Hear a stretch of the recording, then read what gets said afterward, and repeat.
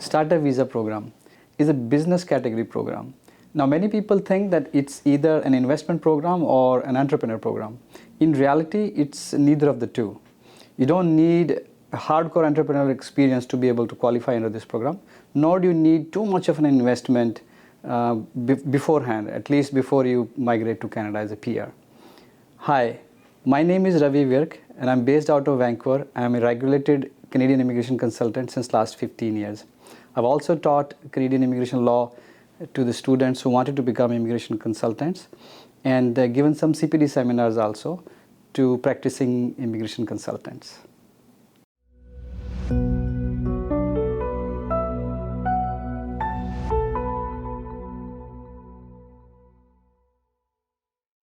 So before we talk about Starter Visa program, let's talk about little bit about what are the different options for you to migrate to Canada.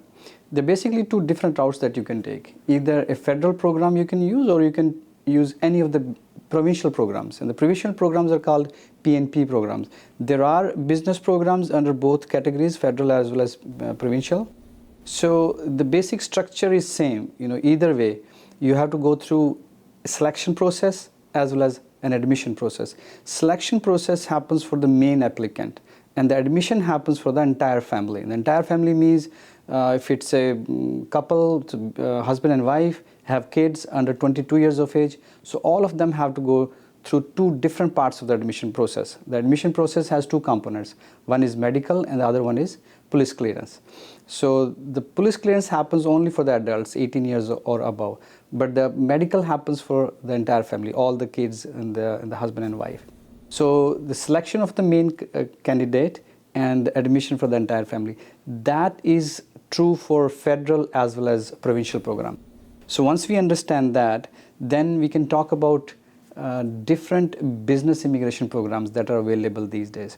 So I will not be able to touch on all the programs, all the business immigration programs today in this video, but we can touch base on some of the main programs. So federal business programs, there are primarily two different federal business programs. ICT, Intra-Company Transfer, and the second one is C11, or Owner-Operator as we call it. There are a few others, but these are the main programs that are being practiced by many immigration consultants.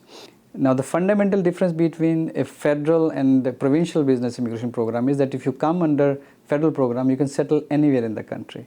But if you use a provincial business immigration program, essentially you have to set up your project in that province, and it may take a few years before you can reach that stage of permanent residency. And even after you get a permanent residency, you're obligated to stay in that province for a couple of years before you can move anywhere else. Now, this is something very important to understand. Other than this, yes, you also need to have a few other factors in mind before you decide which particular business immigration program is good for you.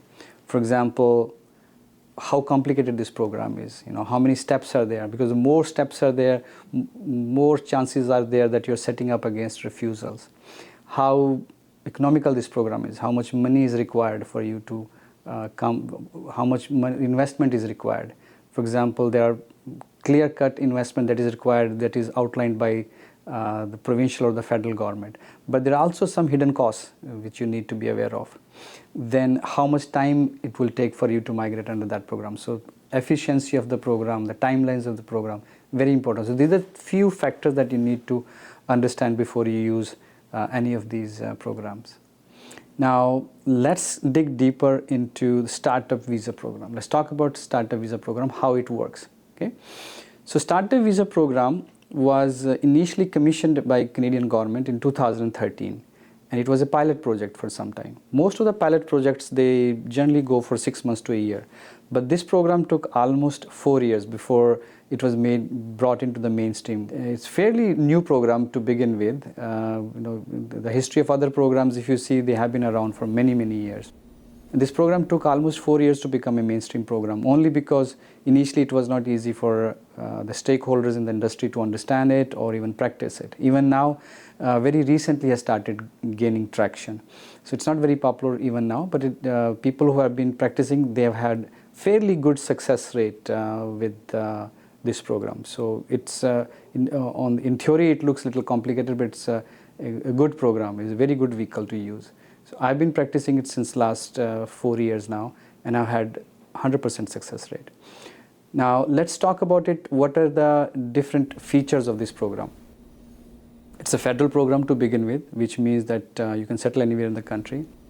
It also has a very good feature that under this program you can bring up to 4 other members, other founding members or other employees or people that are known to you who are willing to help you in your project. So up to 5 people under one project can come. So it's a very, very unique feature which is not there in any other program. In other programs, you come here all by yourself and you're not only trying to set up a project by yourself, but there's nobody else to help you. So this is a good feature. It's also one of the fastest programs as compared to other business category programs so far. It's also not very complicated. Once you receive your initial selection, once you initially go through the initial selection process, it's easy for you to move forward. It's also very economical. It's not as expensive as other programs as compared to federal or provincial programs. So I would rate this program as the highest in terms of all the federal and provincial business immigration programs. So apart from these basic features, what is it that the Government of Canada is looking for from the entrepreneurs who come under this category? The government is actually looking for innovation, and innovation is the key here, investment and global skills. So long as you have some innovative idea that you can use as an entrepreneur that you want to implement in this country, they'll be very interested. Yes, there is some investment required before and after you land here. The government is also trying to expand the sphere of skills so that people from different parts of the world can come and exercise their skills here, international skills. That's what the government is looking for. That is the essence of this program, Startup Visa program. So let's talk about what are the different requirements for this program. Like any other program, this program also has some minimum requirements and general requirements. General requirements are generally easy to go through, and minimum requirements are the requirements which you definitely need to be able to apply under this program. So basically there are 2 minimum requirements this program has. The first requirement is that you need to have an innovative idea. The basic premise is that you as an entrepreneur have some idea which is commercially viable and internationally scalable. You should have some global appeal to it, and you should also be solving some problem in the society, and in the process you are making commercially viable. So that's the definition that you need to conform to under this program. That's one minimum requirement. The other minimum requirement is that you need to tie up with a designated organization. So what is a designated organization? It's an organization, we also call it a DO.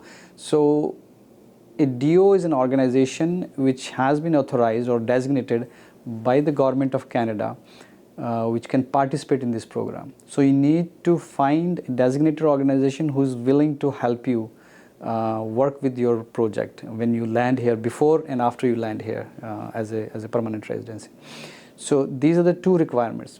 So like we said, there are some basic minimum requirements and there are also general requirements. So if you don't meet minimum requirements, you cannot even apply for this program. So general requirements are very simple in this program. English language requirements are very easy. You need CLB 5, which is on a scale of 4 to 11. At 5, it's fairly easy. CLB 5 is also very close to IELTS 5. So that's one requirement. The other requirement is that you need to have some settlement funds. So what are settlement funds? Settlement funds, as in any other business category or other economic category as well, are the funds that you need to keep with you till you get your PR in your bank account as an FD or just simple bank account. Now, settlement funds, the amount is equivalent to the size of your family, your family that you're bringing with you. So if, let's say if a husband and wife couple have 2 kids, they will need close to $24,500 that they need to show that they have with them in a bank account, and they'll need to keep that amount in the bank till they get their PR. Now, the larger the family, of course, more funds you need. Smaller the family, lesser. So there's a certain matrix that you can go through, and we can talk about that. So that's the second requirement. Other than that, this program is not very specifically talking about educational or business requirements. Now that may be the case, but still the immigration official will still be looking at how you're going to support your project. If you absolutely don't have any business experience, if you don't have any professional experience, then how are you going to be successful in this country? So even though it does not really specifically say, I would suggest that you still would need some requirement. Now, as a consulting company, when we go through your profile, we strongly suggest that you should have, and we qualify you as a candidate based on your profile. Same is the case with the education. Again, there is no specific requirement for under this program, but some education we will definitely recommend, grade 12 or more. So other than that, this program is very straightforward. What we need in terms of your documents is birth certificates or marriage certificate, business experience and all that, and of course the police clearance certificates and all that. So the requirement for documents is concerned, it's not a very complicated program. So let's talk about the role of a designated organization in this program. So there are three different types of designated organizations. The incubators, the participating angel investor companies, and venture capitalist funds. There are about 76 of them as of today. They're always increasing. There are about 30, 32 incubators, and there are about 6, 7 angel investor companies, and there are about 26 venture capitalist funds. So what do they do? The different organizations, types of organizations, they have different structure and they help you in a different way. For example, the incubators, their primary role is to mentor you, to guide you, or to train you. They cannot participate in your project. They cannot find any investor for you by themselves. They cannot be the investor for you. They cannot be a partner in your company. But of course, they do a good job in terms of helping you if you want to do everything by yourself. So they give you a 3-month or a 6-month or even a 1-year module where they will train you. These trainings happen either in person once you come under this program on a work permit, or these sessions can also happen remotely on Zoom. Now, the angel investor companies, they have members which are called angel investors, and the role of an angel investor, if they are willing to tie up with you, is to not only again help you or mentor you or guide you, but also they are obligated by the law to invest or to pledge a certain investment. So an angel investor, minimum they have to invest $75,000 in your project. Now, because of that, they seek a certain equity in your company. So let's say if you're bringing 4 or 5 members, founding members with you, and you incorporate a company here, then they would have some equity that they will seek in turn of the money that they invest. So they become partners or directors in your company. Now that's the role of an angel investor. So, and thirdly, the venture capitalist companies, they also are obligated to invest in a company minimum of $200,000. And they may also be able to again help you in your project. But the venture capitalist companies, they generally help you if your project is larger size in nature. Also, they want to see that your project is off ground. It's not at a pilot stage. Some action has already happened. So in my view, in my experience also, I've seen that all these 3 categories, they are good. You can work with anybody based on what kind of project you have, what kind of idea you have. You can seek help from any of these organizations. I have worked with mostly with angel investing companies, and I find them good because they are not only helping you with the extrapolation of your project, the business side, but also investment side also, because somewhere they are one of the stakeholders. They have invested in your company. So as far as the minimum requirements of the program are concerned, and also the role of different organizations is concerned, this is how this program works. But what is the real process? How do you work in this under this program? So what we have done is we have categorized this program into 3 different stages. The very first stage involves you getting in touch with the designated organization. You can get in touch with an incubator or an angel investor company or a VC. Now, these organizations the names of these organizations and their contact details are all there on CIC website. So you can contact them as an individual or as a group. And once you have secured the support of a certain DO, a designated organization, then you can move forward.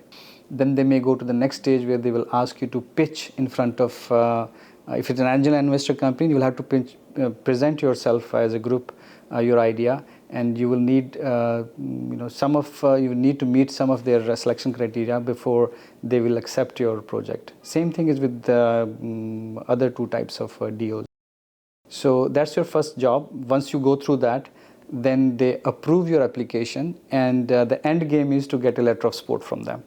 So if you go through all their steps, and then each and every individual founding member of the project gets a letter of support. Now this letter of support is a very, very fundamental to your PR application.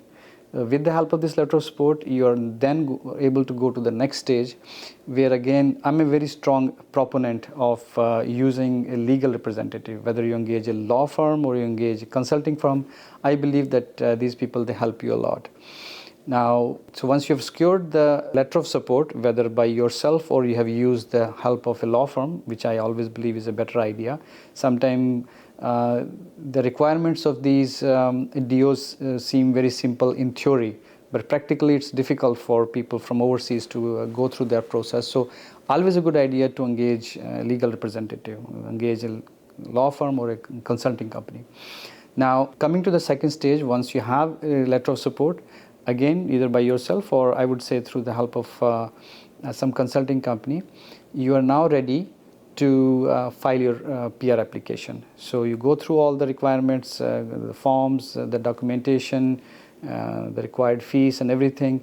Now you apply for your PR application. And once you have sent your PR application, you can also send in an application for your work permit. Under this program, there is a very good feature that you can apply for work permit. Now, not every member under the project can apply for work permit, but an essential worker, which is defined a person who has special abilities or who is very essential or core to this project. So that person can apply for work permit. Now, all of the founding members can be designated as essential workers. But there is some caveats to that, because an essential worker has to meet certain other guidelines, some other criteria to become an essential worker. But you have to be careful here, because if an essential worker's application is refused on whatever grounds, then the application of all the applicants in this category, they're subject to refusal. So whom do you make an essential worker is up to you. Now, it's also not mandatory for an essential worker to apply for work permit, but he or she can apply. Both, the choice is yours. And who can become an essential worker? Primarily, the law says that at least one of the members should be an essential worker, but the person who does designate himself or herself as an essential worker needs to show that that person has almost double, not exactly, but almost double the amount of settlement funds. So for example, if it's a family of 4 and you're a non-essential, then you're showing around $24,500, then close to $49,000 is an amount that you will have to show that you have in your. So this is the requirement, and this is the next step after you have sent your PR application. After that, your basic duty, and that's stage 3, is to continue to work on your project with the help of your designated organization and also with the help of your founding members. Now you need to extrapolate that project, you need to work on that project till you get your permanent residency. And there are certain milestones that the government expects you to do. Now that the government does understand that most of the founding members would be overseas, so they are limited by their mobility. They are limited by the the amount of work that they can do in this country. But still, they do expect you to achieve some of those milestones. So you continue to work on those. So the process of immigration and the development of the project happens parallelly till you get your PR. Once you get your PR, all the founding members are in Canada, then you can regroup, you can decide what you want to do with the project. If you're working with an angel investor, then an angel investor would also be obligated to work with you. You might have to restructure your shares, you might have to restructure your equity, and more investment would be required at that time by all the parties. You want to continue with the project, then you continue. If you don't want to continue with the project, then it's up to all the shareholders, and then at that time, you can mutually decide what to do with the company. So let's recap this program. We'll also talk about the key benefits of this program. This program is fairly simple. It's not as complicated just because it doesn't have too many steps. In other programs, you can see that every step basically you are setting yourself against refusal one way or the other. To begin with, it's a federal program, so you can settle anywhere in the country. Secondly, it has a very low requirement as far as English language is concerned, 5 IELTS band. It has very low investment also, at least till you get your PR. After you get your PR, what you do with your project is different. Then it also doesn't have any minimum investment requirement, which is one of the main impediments for other programs. It has no proof of net worth requirement, which is again a very difficult proposition for many other programs. Then there is no age bar in it. It's not a point system program where you have to somehow go through a selection criteria. So many old people have also come. The fact that it does not specify your education or professional background, so somewhere you can use your current profession or experience in business also to your benefit. Of course, the officer will be looking at you very closely, but at least as far as the law goes, it doesn't really have very stringent requirements. Now, in our opinion, it's also one of the most successful programs as far as business categories are concerned. We have had 100% success rate so far, but other law firms and consulting firms are also of the same opinion. It's a fairly successful program. Now, it also has very fast processing times, as compared to other business immigration programs. It doesn't take years and years. Before COVID, it used to take less than a year to get qualified and come under this program. The timelines have shifted a little bit more, but it's still the fastest business immigration program. So overall, I would say that it's a good program, but you have to make sure that you qualify under this program. Talk to a good consultant, talk to a good law firm, and see if it makes sense for you. If you like this video on Startup Visa and you want to know more about Canadian immigration programs, you can subscribe to our channel. Thank you very much for joining us today.